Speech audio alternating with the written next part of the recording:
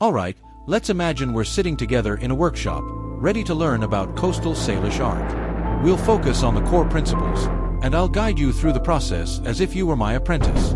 Lesson 1. Understanding the foundation, culture and environment. Before we even pick up a tool or fiber, you need to understand where this art comes from. It's not just about making pretty things, it's about embodying a way of life. The land and its resources. The Coast Salish people are deeply connected to the natural world. Their art reflects this. Think about the forests, the rivers, the sea. These are the sources of inspiration and materials. Cedar, wool, and other natural resources are not just materials, they are part of our extended family. Understanding the properties of cedar, for instance, is crucial for carving and basketry. How it splits, how it ages, how it responds to tools, that knowledge comes from generations of observation. Oral traditions and stories.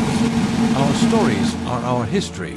They teach us about our ancestors, our values, and our relationship with the spirit world. Many of our carvings and weavings depict these stories, so you need to learn them. The transformation of a human into a wolf, the journey of the salmon, these are not just images, they are lessons. Respect and protocol.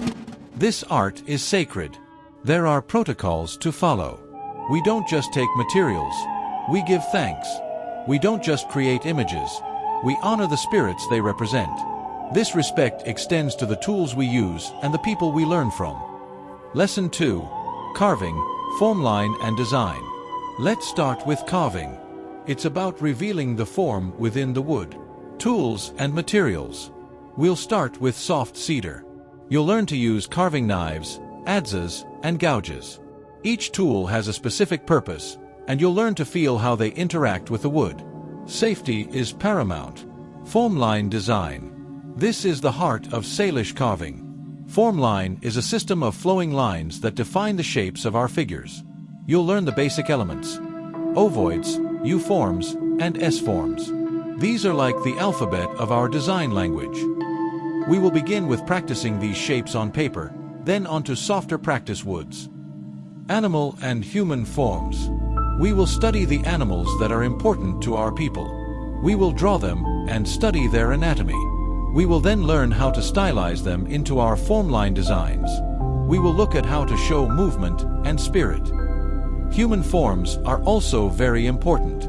We will learn to show ancestors and mythological figures. Low relief. Salish carving is often low relief. This means we're carving into the surface, not creating fully three-dimensional figures. We're creating a sense of depth and dimension through subtle variations in the surface. Lesson 3.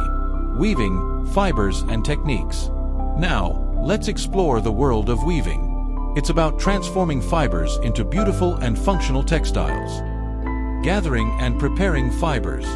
We'll learn to identify and gather cedar bark and other plant fibers. You'll learn how to process them, to separate the usable fibers from the rest. This is a time-consuming but essential process. We will also study the process of cleaning and preparing wool. Spinning and twining. Spinning is the process of twisting fibers together to create yarn. You'll learn to use a spindle to spin wool and other fibers. Twining is a technique where we interlock two or more strands of yarn to create a strong and flexible fabric. Patterns and designs. Our weavings often feature geometric patterns and designs that have symbolic meaning. You'll learn to create these patterns using different colors and textures of yarn. We will study traditional patterns and then work on creating our own. The loom. We will build and use traditional looms. We will learn how to prepare the loom and how to create a warp. Lesson 4. Basketry, coiling and twining. Basketry is where function meets artistry. We'll learn to create baskets that are both beautiful and practical.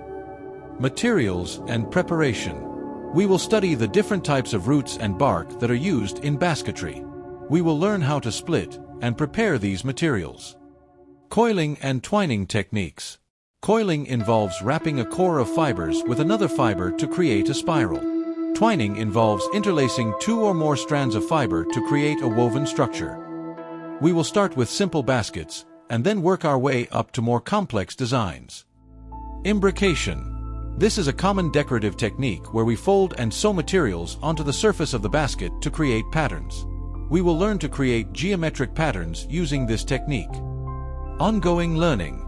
This is just the beginning. Coastal Salish art is a lifelong journey of learning and discovery. You'll continue to learn from your elders, from your community, and from your own experiences. Always approach your work with respect, and always strive to create with integrity. To introduce the trade of Coastal Salish art, it's essential to emphasize that it's far more than just creating beautiful objects. It's a profound expression of culture, history, and a deep connection to the natural world. Well, that brings a close to our learning session. I truly hope you discovered something enlightening and valuable.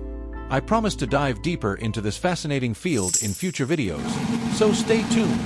Until then, keep that thirst for knowledge alive.